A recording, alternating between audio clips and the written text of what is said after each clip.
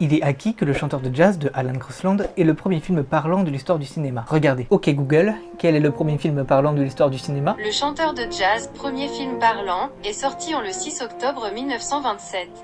Vous voyez? Et si je vous disais que c'était pas tout à fait vrai? Il y a tout pile 100 ans, 4 frères fondaient la Warner Bros Picture Company. Et en à peine 3 ans, ils allaient bousculer l'industrie du cinéma hollywoodien en devenant les visionnaires et les pionniers du cinéma parlant. Dès 1926, le réalisateur Alan Crosland utilisait le procédé du Vitaphone pour ajouter des bruitages à son adaptation de Don Juan. Un système complexe qui permettait de synchroniser un disque avec la pellicule du film et qui était jusqu'alors utilisé pour accompagner les films muets de musique. Mais les bruits ne suffisent pas à la Warner qui veulent ajouter la parole. Toujours en 1926, ils sortiront un court-métrage projeté gratuitement destiné à recevoir l'avis des spectateurs. Une scène dans l'implantation. Je ne vous montrerai pas d'extrait, le film est entièrement disponible sur YouTube. Un an après, la Warner sortira son premier long-métrage avec un son capté en même temps que l'image et projeté de manière synchrone, Le chanteur de jazz. En cela, oui, c'est le premier long-métrage parlant de l'histoire du cinéma. Mais il est dans sa grande majorité du ressort du cinéma muet. En effet, sur 90 minutes, seule une centaine de mots sont prononcés et 5 numéros sont chantés avec le son pris en même temps que l'image et quelques bruitages bien choisis. Pendant tout le reste du film, les dialogues sont muets et écrits sur les intertitres,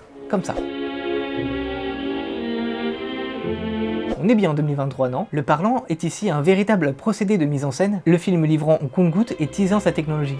Wait a minute, you ain't heard nothing yet. Une célèbre réplique directement reprise du court-métrage sorti l'année précédente, jusqu'à la seule scène entièrement parlée entre la mère et le protagoniste s'arrêtant lorsque le père interrompt brusquement la conversation. When you're in love, oh, don't they fly through days, all of them gone, nothing but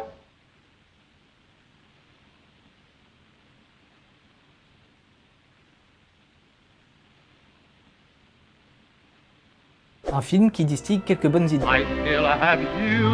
Je retire ce que je viens de dire. Il est intéressant de voir le son servir autant la mise en scène du film, quand on sait que ce même son aura été pendant longtemps un frein aux mises en scène complexes, en raison notamment de l'encombrement du matériel audio. Le premier long métrage parlant sur toute sa durée, et abandonnant de fait les dialogues en intertitres, est Light of New York, toujours produit par Warner, réalisé par Bryan Foy, et sorti un an après Le chanteur de jazz. Le premier film intégralement parlant en français, Les Trois Masques, sortira un an plus tard, en 1929. Dans la même veine que Le chanteur de jazz, sortait quelques jours auparavant Le Collier de la Reine, un film tourné muet auquel on avait ajouté un accompagnement sonore et des scènes dialoguées, et qui est toujours considéré par certains comme le premier long métrage français parlant. Je t'ai appris des trucs? Si c'est le cas, n'hésite pas à liker et à partager les vidéos. Abonne-toi!